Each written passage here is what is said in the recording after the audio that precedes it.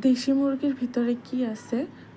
জামাই বলুন, বিদেশ থেকে ছেলে, আত্মীয় স্বজন যে কেউ বাসায় আসলে দেশি মুরগি জবাই করে খাওয়াতে হবেই হবে। আসসালামু আলাইকুম, কেমন আছেন সবাই? আশা করি ভালো আছেন। আমার ছাদের ছোট্ট ফার্ম থেকে আজকে একটা দেশি মুরগি জবাই করলাম। ছাদে ছোট্ট একটা জায়গাতে যেহেতু দেশি মুরগি পালন করি, সারাক্ষণই মারামারি করে, তাই নিয়ে তোদের মধ্যে একজনকে ধরে আজকে জবাই করে দিলাম। যে কয়টা মারামারি করবি সব কয়টারই ধরে এভাবে জবাই দিয়ে দিব। খালি তো জবাই দিয়ে খাই না, সাথে বাচ্চাও ফুটাই। এই যে আমার ছাদে ছেড়ে দিয়েছি, ছেড়েই পালি বাচ্চাগুলোকে। তো দেশি মুরগির ভিতরে কি আছে ভাই? খালি হাড় আর হাড়, মাংস তো একটুও নাই। কিন্তু সব মুরগির থেকে দেশি মুরগির স্বাদই অন্যরকম। তো ছাদে বসেছিলাম, মুরগি কাটতেছিলাম বসে বসে। তো এরই ভিতরে প্রচুর বৃষ্টি চলে আসছে। বৃষ্টির কারণে বাসায় চলে আসছি, মুরগি নিয়ে ছাদে আর বসে থাকা গেল না। আমার বারিন্দা এত সুন্দর ফুল ফুটেছে, বৃষ্টিতে আরও দেখতে খুব ভালো লাগতেছিল।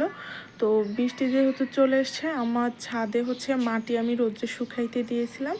এখন তো বৃষ্টির পানির সাথে সবই মাটি ধুয়ে চলে যাবে, তাই তাড়াতাড়ি ছাদে গেলাম। যেয়ে দেখি আমার মেয়ে আর ওর বাবা দুইজনই ছাদে বৃষ্টিতে ভিজতেছে।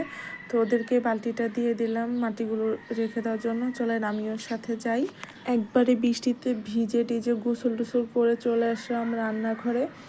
তো এখন মুরগির মাংসটা রান্না করে নেব, অনেকটাই দেরি হয়ে গেছে। দেশি মুরগির মাংসতে আলুগুলো একটু বড় বড় করে কেটে দিলাম, তো একটু ভেজে নিই আলুগুলো। আর আজকে আমি বাটা মশলা দিয়ে রান্না করব। শিলপাটা বাটা মশলা দিয়ে রান্না করলে ওর স্বাদই হয় অন্যরকম। তো এই যে তেলের ভিতরে পেঁয়াজ দিয়ে দিলাম, তার ভিতরে একটু আদা রসুন বাটা, আদা বাটা, টমেটো, তারপরে ভালো করে নেড়ে নিলাম।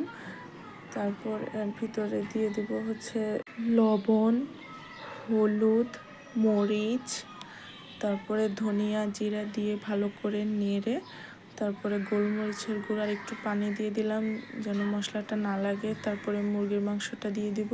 মুরগির মাংসটা ভালো করে কষিয়ে পানি দিয়ে দিলাম। তারপরে একদম ঢেকে রেখে যতক্ষণ না পানিটা শুকিয়ে আসছে।